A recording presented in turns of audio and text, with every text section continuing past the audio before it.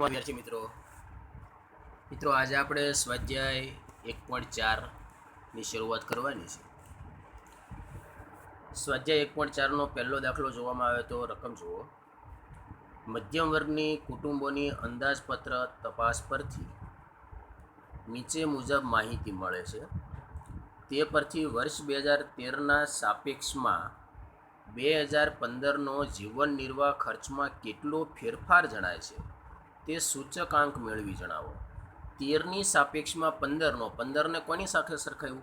13 સાથે, એટલે 13 આધાર વર્ષ કહેવાય અને 15 ચાલુ વર્ષ. અને એવી ખબર ન પડતી હોય તો જે બે વર્ષ હોય એમાં ભૂતકાળનું વર્ષ હોય જૂનું એ આધાર વર્ષ લેવાનું અને નવું હોય તો ચાલુ વર્ષ લેવાનું. સૂચકાંક ગણી જણાવો. જો વર્ષ 2013 દરમિયાન કોઈ એક કુટુંબની ખર્ચપાત્ર સરેરાશ માસિક આવક 15,000 હોય તો વર્ષ 2015માં જરૂરી ખર્ચપાત્ર માસિક આવકનો અંદાજ. હવે 13 એટલે કયું? આધાર વર્ષ. આધાર વર્ષમાં કેટલી છે? 15,000. તો 2015 એટલે કે ચાલુ વર્ષ. ચાલુ વર્ષમાં કેટલી હોવી જોઈએ? તો ચાલુ વર્ષનો પહેલાં સૂચકાંક મેળવવાનો, આ દાખલાને ધ્યાનમાં રાખીને, રકમને ધ્યાનમાં રાખી, અને ત્યાર પછી આ આવક મેળવવાની, ખર્ચપાત્ર આવક. એટલે પહેલાં સૂચકાંક મેળવવાનો છે. હવે સૂચકાંક મેળવવા માટે તમને સમૂહ આપ્યો છે, એટલે વસ્તુના પ્રકાર છે. ખોરાક, બળતણ અને વીજળી, ભાડું, કપડાં અને પરચુરણ. મેં તમને આગળ પણ વાત કરી હતી કે જીવન નિર્વાહનો સૂચકાંક મેળવવો હોય એટલે લોકોનું જીવન ચલાવવા માટે જરૂર પડે એ ઘણી બધી જીવન નિર્વાહની વસ્તુઓ, માત્ર એક ખોરાક ન હોય. વીજળી અને બળતણ. બળતણમાં ગેસ, કેરોસીન, લાકડું વગેરે. વીજળીમાં જોઈએ તો આપણું જે વીજળી આવે તે, પંખા, ટ્યુબલાઇટ, એસી વગેરે ચલાવવા માટે જે. ત્યાર પછી ઘર ભાડું હોય કે અન્ય ભાડું, કપડાં અને પરચુરણ ખર્ચમાં અન્ય ખર્ચા આવી જાય, જેવા કે મનોરંજનના ખર્ચા, શૈક્ષણિક ખર્ચા વગેરે. આ બધી સામાન્ય બાબતો છે. આ વસ્તુના પ્રકાર આપ્યા છે. આ બધી વસ્તુનો પ્રકારનો ભાર આપ્યો છે, એટલે કે ભાર ડબલ્યુ, 45, 15 વગેરે. 2013નો ખર્ચ આપ્યો છે અને 2015નો ખર્ચ આપ્યો છે. તો 2013 અને 15 ખર્ચ એટલે એક પ્રકારનો વસ્તુનો ભાવ જ ગણીએ આપણે. તો P1 અને P0 આવે. તો 2013 અને 2015માં 2013 આધાર વર્ષ છે, આધાર વર્ષ માટે 0 વપરાય તો અહીંયા P0 લખાય, અને 15માં ચાલુ વર્ષ એટલે P1 લખાય. તો P1 અને P0 આપ્યો છે, 2 વર્ષની માહિતી. એટલે અને આ આપ્યો છે ડબલ્યુ, ભારને ડબલ્યુ કહેવાય. ડબલ્યુ આપ્યો એટલે ડબલ્યુ વાળું સૂત્ર આવે. તો 2015નો સૂચકાંક મેળવવા માટે કયું સૂત્ર આવે? ડબલ્યુ, ભાર આપ્યો છે એટલે. તો ડબલ્યુનું સૂત્ર કયું આવે? સિગ્મા આઈ ડબલ્યુના છેદમાં સિગ્મા ડબલ્યુ. કૌટુંબિક અંદાજપત્રમાં 2 રીત આવે, એક કુલ ખર્ચની રીત અને એક જીવન નિર્વાહના સૂચકાંકમાં 2 રીત આવે, એક કુલ ખર્ચની રીત અને એક કૌટુંબિક બજેટની રીત. કૌટુંબિક અંદાજપત્ર એટલે કૌટુંબિક બજેટ, અને કૌટુંબિક બજેટનું સૂત્ર તમને અંદર આપ્યું જ છે, સિગ્મા આઈ ડબલ્યુના છેદમાં સિગ્મા ડબલ્યુ. તો ડબલ્યુ આપ્યો છે, આઈ નથી આપ્યો. તો આઈ મેળવવા માટે આ P1 છે, આ P0 છે, P1ના છેદમાં P0 કરો અને ગુણ્યા 100 કરો એટલે આઈ મળે. આવો દાખલો આગળ પણ એક ગણી લીધો છે. તો P1ના છેદમાં P0 ગુણ્યા 100 કરશો એટલે આઈ મળશે, અને ડબલ્યુ આપ્યો છે, પછી આઈ ડબલ્યુનો ગુણાકાર. તો સૌથી પહેલાં કોષ્ટકને ઊભું લખી દેવાનું. આ સમૂહ, ભાર, P0, P1, આ કોષ્ટક ઊભું લખી દેવાનું. જો સમૂહ, ભાર ડબલ્યુ, ખર્ચ 2013નો P0 અને 2015નો આ P0 આપ્યો છે, આ P0 છે, આ P1 છે. ઓકે મિત્રો, હવે ડબલ્યુ આપ્યો છે, આઈ નથી આપ્યો. તો આઈ મેળવવા માટેનું સૂત્ર P1ના છેદમાં P0 ગુણ્યા 100. આ સૂત્ર કયું છે? P1ના છેદમાં P0 ગુણ્યા 100. આ સૂત્ર ખબર છે તમને, મૂળ સૂચકાંક આઈનું સૂત્ર. તો P1 અને P0, P1 કેટલો? 3,900, P0 3,000. આ બેનો ભાગાકાર ગુણ્યા 100, 130. આ બધી જ ગણતરી અહીંયા બતાવવાની. તમને મિત્રો એક જ બતાવીશ, તમારે બધી જ બતાવી દેવાની કોષ્ટકમાં, જેથી કરીને કોઈ માર્ક્સ કપાય નહીં. પછી 1850 ભાગ્યા 1450 ગુણ્યા 100 કરશો એટલે આ આવશે 127.59. 2400 ભાગ્યા 1500 કરશો ગુણ્યા 100 કરશો 160. 900 ભાગ્યા 600 કરશો ગુણ્યા 100 150. 1920 ભાગ્યા 1600 ગુણ્યા 100 કરો 120. આ આવ્યો આઈ. હવે આઈ મળી ગયો, ડબલ્યુ આપ્યો છે, તો આઈ ડબલ્યુનો ગુણાકાર 45 ગુણ્યા 130, 5850. 15 ગુણ્યા 27.59, 127.59 1913.85 10 ગુણ્યા 160 1600 20 ગુણ્યા 15 દુ 30 3000 10 ગુણ્યા 120 12 10 120 1200 આનો સરવાળો કર્યો 13563.85 ડબલ્યુનો સરવાળો કર્યો 100 કારણ કે સિગ્મા આઈ ડબલ્યુ અને સિગ્મા ડબલ્યુની જરૂર પડે. આને સૂત્રમાં મૂકવાના. કૌટુંબિક અંદાજપત્રની રીતે સૂચકાંકનું સૂત્ર આઈ બરાબર સિગ્મા આઈ ડબલ્યુના છેદમાં સિગ્મા ડબલ્યુ ઉપર ટાઇટલ મારવાનું. કૌટુંબિક અંદાજપત્રની રીત સૂચકાંક આઈ બરાબર સિગ્મા આઈ ડબલ્યુના છેદમાં સિગ્મા ડબલ્યુ. આ ગણતરી નીચે જ લખવાની. આ બધી આપી છે ને એટલે બરોબર દેખાય.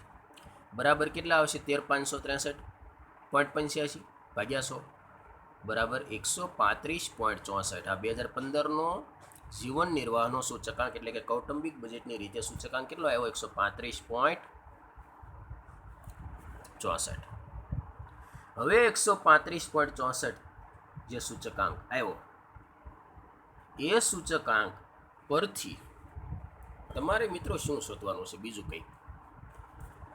જો વર્ષ 2013 દરમિયાન કોઈ એક કુટુંબની ખર્ચપાત્ર સરેરાશ માસિક આવક 15,000 હોય તો વર્ષ 2015 દરમિયાન જરૂરી ખર્ચપાત્ર સરેરાશ માસિક, આ ખર્ચપાત્ર માસિક આવક એટલે તમારી આવકમાંથી આટલા તો ખર્ચો થઈ જાય છે 15,000નો.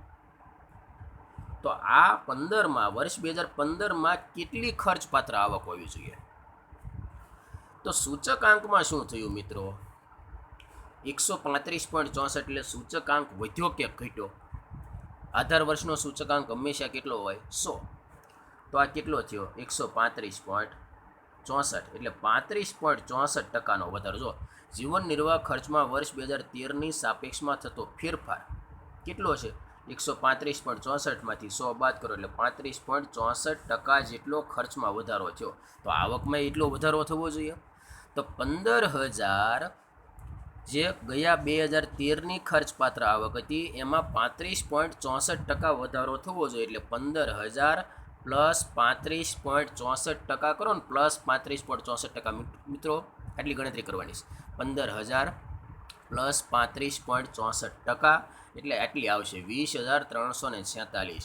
આ કૌટુંબિક અંદાજપત્રની રીતે સૂચકાંક આવી રીતે આવશે 135.64 અને કુલ ખર્ચ 35.64% વધારો અને સરેરાશ ખર્ચપાત્ર માસિક આવક કેટલી આવી 15,000ની સાપેક્ષમાં 20,346. 2015માં 2013માં 15,000ની જરૂર હતી તો 2015માં 20,346ની જરૂર પડે. કેમ? કારણ કે આટલો ખર્ચમાં વધારો થયો તો આટલી આવક વધીને થવી જોઈએ, આટલો ખર્ચો વધશે. તો 15,000 પ્લસ 35.64% કરો એટલે 20,346 આવે. પણ આપણે આ ગણતરી કરવાની છે. તો આ ગણતરી કરવા માટે કઈ રીતે તમારે મેળવવાના છે, કઈ રીતે આવે? તો સૂચકાંક આધાર વર્ષનો કેટલો છે તમને આ જે 15,000 આપ્યા છે એ કયા વર્ષના આપ્યા છે 2013 દરમિયાન 15,000 આપ્યા છે. તો 2013ની ખર્ચપાત્ર આવક આપી છે ને 2013 એટલે આધાર વર્ષ ને આધાર વર્ષનો સૂચકાંક કેટલો હોય 100. તો અહીંયા આ એક જ ખાનું, આવા ખાનું આખું બનાવવાની જરૂર નથી, ડાયરેક્ટ જ લખી દેવાનું. સૂચકાંક 100 હોય ત્યારે ખર્ચપાત્ર માસિક આવક 15,000 એવું લખવાનું. તો પછી આ 100 લખ્યા ને એની નીચે લખવાનું. તો સૂચકાંક 135.64 કયો ચાલુ વર્ષનો, તો ચાલુ વર્ષની કેટલી, આ રીતે કોષ્ટક બનાવો તોય ચાલે. સૂચકાંક આધાર વર્ષનો 100 તો આધાર વર્ષની ખર્ચપાત્ર માસિક આવક કેટલી 15,000. અહીંયા મિત્રો 15,000 લખજો, 1500 નથી, આ 15,000 છે. આ એક ખાસ જોજો, અહીંયા શૂન્ય લખજો નહીતર જવાબ નહીં આવે. ચાલુ વર્ષનો સૂચકાંક 135.64 તો આવક કેટલી એટલે 100, અહીંયા જો મિસ્ટેક કરી છે મિત્રો બરોબર જોજો. આ 135.64 છે, અહીંયા લખવાના છે 135.64. આ 135.64 જો આનો નાનો ગુણાકાર થાય ભાગ્યા 100 થાય. અહીંયા શૂન્ય મૂકવાનું છે રકમમાં આપ્યું એ પ્રમાણે. અહીંયા તો બરોબર જ આપ્યા છે પણ અહીંયા ભૂલ કરી છે. તો આનો અને આનો ગુણાકાર ભાગ્યા 100. તો 135.64 ગુણ્યા 15,000 આ શૂન્ય છે એટલે અહીંયા શૂન્ય વધારવાનું ભાગ્યા 100 એટલે 135.64 ગુણ્યા 15,000 ભાગ્યા 100 એટલે 20,346 થશે. આમ સૂચકાંક 135.64 વધારો 35.64% અને આવક કેટલી 20,346. ઓકે મિત્રો. હવે બીજો દાખલો ખોરાકી ચીજોના ભાવ અને વપરાશની નીચેની માહિતી પરથી કૌટુંબિક અંદાજપત્રની રીતે વર્ષ 2014નો સૂચકાંક ગણો અને તેનો અર્થઘટન. હવે કૌટુંબિક અંદાજપત્ર કીધું એટલે કૌટુંબિક અંદાજપત્રનું સૂત્ર તમારી પાસે એક જ છે. કયું? આગળ જે જોયું તે સિગ્મા આઈ ડબલ્યુના છેદમાં સિગ્મા ડબલ્યુ. આગળ જે દાખલો હતો એમાં તમને ભાર આપી દીધો હતો ડબલ્યુ, આઈ નહોતો આપ્યો પણ P1ના છેદમાં P0 કરો એટલે આ મળે. આ જે દાખલો છે એમાં ભારે ક્યાંય નથી દેખાતો. દેખાય છે? સિગ્મા આઈ ડબલ્યુના છેદમાં સિગ્મા ડબલ્યુ એટલે ડબલ્યુની આઈની જરૂર પડે, તો ભાર પણ નથી દેખાતો. વસ્તુ તમને અહીંયા ઊભા કોષ્ટકમાં જ આપી છે એટલે કોષ્ટક એ પ્રમાણે જ બનાવવાનું. વર્ષ 2010, વર્ષ 2014. તો 10ને શું લેવાનું? આધાર વર્ષ. અને 14ને શું લેવાનું? ચાલુ વર્ષ. કીધું છે 2014નો સૂચકાંક એટલે ચાલુ વર્ષ. જથ્થો, ભાવ, ભાવ. બોલો જથ્થાને શું કહેવાય? ક્યુ. 2010 કયું છે? આધાર વર્ષ એટલે અહીંયા સાઈડમાં લખવાનું Q0. ભાવને કહેવાય P. 2010 આધાર વર્ષ એટલે P0. આ ભાવને શું કહેવાય? P1 ચાલુ વર્ષનો ભાવ. તો આ બેઠું કોષ્ટક ચારે ચાર ખાના અહીંયા લખી દેવાના. વસ્તુ 2010 Q0 P0 એટલે આધાર વર્ષ અને 2014 P1 આટલું લખી દીધું. આ મિત્રો આટલી રકમ છે અહીંયા સુધી. હવે તમને ડબલ્યુ નથી આપ્યો અને આઈ નથી આપ્યો. તો ડબલ્યુ નથી આપ્યો તો ડબલ્યુનું પણ એક સૂત્ર લખાયું છે. એના એ સૂત્રમાં નીચે લખાયું છે ડબલ્યુ બરાબર P0 ગુણ્યા Q0. તો અહીંયા ડબલ્યુનું સૂત્ર P0 Q0. આનો નાનો ગુણાકાર 15 છક 900, 32 દુ 64 દુ 128, 12 15 180, 50 25 50 125. ઓકે. હવે ડબલ્યુ મળી ગયો, આઈ નથી. તો આઈનું સૂત્ર શું? P1ના છેદમાં P0 ગુણ્યા 100. એ ખબર છે આ ભાવ સાપેક્ષ ટકાવારીમાં કહેવાય. આ ભાવ સાપેક્ષ ગુજરાતીમાં લખવાની જરૂર નથી. માત્ર આઈ બરાબર P1ના છેદમાં P0 ગુણ્યા 100 લખી દેજો. કારણ કે આને ભાવ સાપેક્ષ ન કહેવાય. ભાવ સાપેક્ષ ટકાવારી શબ્દ હોય ને તો આ આટલું લખાય. ભાવ સાપેક્ષ એટલે માત્ર P1ના છેદમાં P0 જ કહેવાય. કયા ટકાની નિશાની હોય તો ચાલે ગુણ્યા 100. આપણે એ ઉપરનું નહીં લખવાનું, આ સૂત્ર લખવાનું. આઈ બરાબર P1ના છેદમાં P0 ગુણ્યા 100. હવે આઈ મેળવવો તો P1 ભાગ્યા P0 ગુણ્યા 100, 18 ભાગ્યા 15 ગુણ્યા 100 120, 40 ભાગ્યા 32 ગુણ્યા 100 125, 14 ભાગ્યા 12 ગુણ્યા 100 116.7, 70 ભાગ્યા 50 ગુણ્યા 100 140. આ આઈ મળી ગયો, આ ડબલ્યુ મળી ગયો. આ આઈ અને ડબલ્યુનો ગુણાકાર. આઈ ડબલ્યુ 12 નવા 108, 3 શૂન્ય મૂક્યા પાછળ 125 ગુણ્યા 1280. કેટલા આવશે મિત્રો? 125 ગુણ્યા 1280 1,60,000. 125 ગુણ્યા 1280 1,60,000. 116.7 ગુણ્યા 180 21,000. 140 ગુણ્યા 1250 175 000. આનો સરવાળો કરો તો આવશે 464 006. અહીંયા 6 છે. 21,000 નથી, અહીંયા 6 છે. 116.7 ગુણ્યા 180 એટલે 21,006 આપ્યા છે. 21,000 નથી.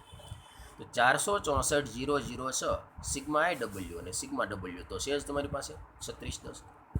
હવે સૂચકાંક મેળવવાનો. તો કૌટુંબિક અંદાજપત્રની રીતે વર્ષ 2014નો સૂચકાંક સૂત્ર સિગ્મા આઈ ડબલ્યુના છેદમાં સિગ્મા ડબલ્યુ.